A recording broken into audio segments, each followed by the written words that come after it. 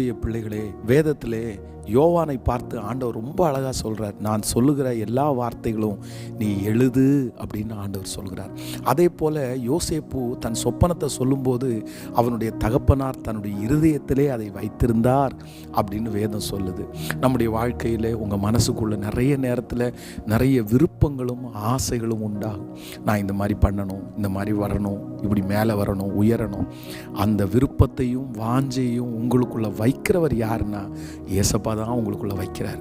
கண்டிப்பாக சொல்கிறேன், இந்த சத்தத்தை கேட்கிற நிறைய பேருக்குள்ள விருப்பங்கள் எழும்பிக் கொண்டே இருக்கலாம். நான் ஒரு பிஸ்னஸ் பண்ணணும், நான் ஒரு வீடு வாங்கணும், நான் இந்த மாதிரி நல்லா இருக்கணும், நான் ஊழியம் செய்யணும், நான் இந்த மாதிரி ஆண்டவருடைய வார்த்தை, இந்த விருப்பம் உங்களுக்கு இருக்குன்னா நிச்சயமாக சொல்கிறேன் ஏசப்பா தான் உங்களுக்குள்ளே அதை துவங்குறாரு. நீங்கள் அதுக்கு உயிர் கொடுங்க, நீங்கள் அதை நம்புங்க.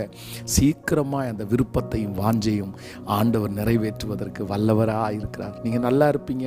நான் உங்களுக்காக